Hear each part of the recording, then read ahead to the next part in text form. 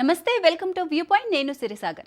4 ఏళ్లుగా సాగుతున్న యుద్ధానికి తెరదించేలా శాంతి ఒప్పందం కుదుర్చుకునేందుకు రష్యా, ఉక్రెయిన్ ప్రస్తుతం మునుపెన్నడూ లేనంత చేరువగా వచ్చాయని అమెరికా అధ్యక్షుడు డొనాల్డ్ ట్రంప్ తెలిపారు. అయితే డాన్బాస్ ప్రాంతం వంటి కొన్ని అంశాలపై సంప్రదింపులు సంక్లిష్టంగా ఉన్నాయని, చర్చలు విఫలమయ్యే అవకాశాలు ఇప్పటికీ కొట్టిపారేయలేమని పేర్కొన్నారు.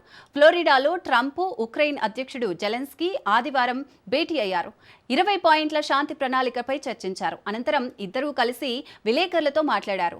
యుద్ధం ముగింపునకు సంబంధించిన చర్చల్లో ఇప్పటికీ కొన్ని విషయాలు ఇబ్బందికరంగా ఉన్న మాట వాస్తవమేనని వారు అంగీకరించారు. రష్యా నియంత్రణలో ఉన్న ఉక్రెయిన్ భూభాగాలను ఆ దేశ ఆధీనంలోనే ఉంచడం, భవిష్యత్తులో మాస్కో మళ్లీ ఆక్రమణకు దిగకుండా ఉక్రెయిన్కు భద్రతా హామీలివ్వడం, రష్యా ఆక్రమించిన జెపోరిజియా అణు విద్యుత్ కేంద్రం భవిష్యత్తు వంటి అంశాలను ఉదహరించారు.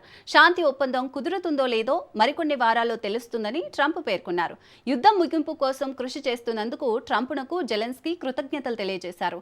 శాంతికి ఉక్రెయిన్ సిద్ధంగా ఉందని ప్రకటించారు.